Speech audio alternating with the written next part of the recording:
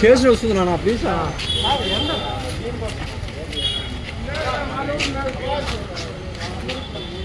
గురు side గురు అన్నగా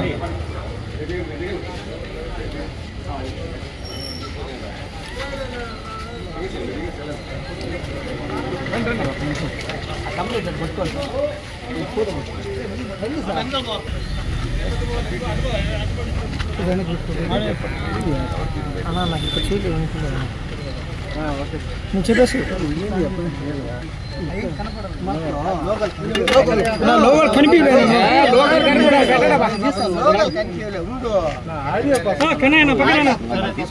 సురేష్ నువ్వు చెప్పాను నాది అయిపోయిన తర్వాత కిందకి తిప్పి ప్యాన్ చేసుకో.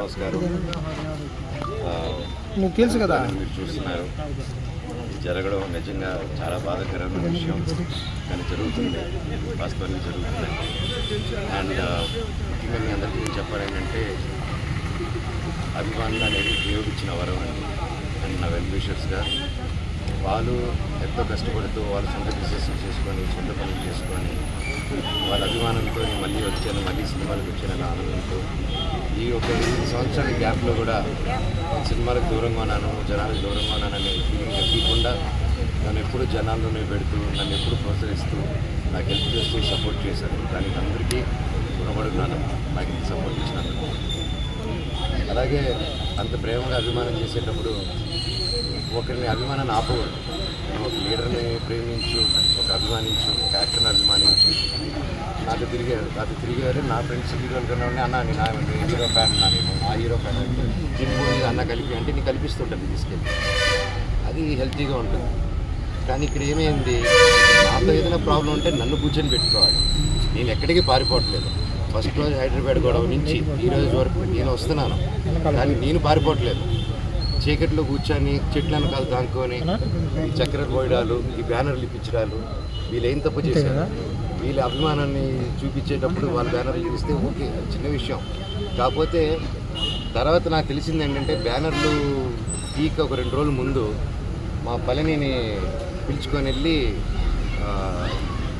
నా సొంత తమ్ముళ్ళలాగండి, ఎప్పటి నుంచో ఉన్నాడు. అండ్ అలా చాలామంది ఉన్నారు. వీళ్ళందరూ నేను డబ్బిచ్చో కిరాయికో నా చుట్టూ మనిషిని పెట్టుకుని తిప్పే రకం కాదు, నేను అభిమానంతో వచ్చేవాళ్ళు.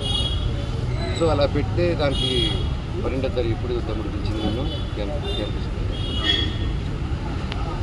అదే 12, 11, 12 అలా పిలిచారండి. పండగకి 2-3 రోజుల ముందు పిలిచి రే మనోజ్ వస్తున్నాడా, వస్తే నువ్వు కూడా ఉండకూడదు, ఏమీ చేయకూడదు, ఎవరు వెళ్ళకూడదు అని వీటితో పాటు చాలామందిని పిలిచి ఏరియా వైజ్ అంటే ఎంత టైం స్పెండ్ చేస్తున్నారంటే 10 నిమిషాలు, 1 గంట సేపు పెద్ద మనుషులు ఒక 4 కూర్చొని పెట్టి అన్నదమ్ములు కూర్చొని మాట్లాడేసి అక్కడ క్యాంపస్లో జరిగే మిస్టేక్లు రెక్టిఫై చేసే చిన్న విషయం.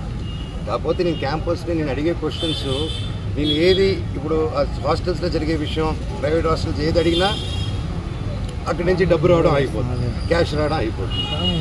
సో ఇదే నాకు బాధ. మళ్ళీ లోన్లు తీసుకొని హాస్టల్ మీద లోన్లు తీసుకొని దాన్ని డైవర్ట్ చేయడం, సొంత కంపెనీలు పెట్టుకుని డైవర్ట్ చేయడం, దాన్ని కవర్ చేసుకునే దానికి స్టూడెంట్స్ని రుద్దడం, యూనిఫామ్ వేయడం కంపల్సరీ. మన 10th దాటంగానే ఇంటర్కి యూనిఫామ్ ఏంటంటే అది కాలేజ్ రుద్దటం. మనం ఏంది మా 11th కూడా వేసుకోవాలా అని చెప్పి ఆ రోజుల్లోనే. ఈ రోజుల్లో పెద్ద ఇంజనీరింగ్, పెద్ద MBA వాళ్ళందరికీ యూనిఫామ్. వాళ్ళు అది కరెక్ట్గా 2 వాష్లకి ఎలిసిపోతున్నాయి. అది ఎక్కడ నార్త్ ఇండియా నుంచి తీసుకొచ్చారు. అక్కడ ఏదో లుధానియా ఏదో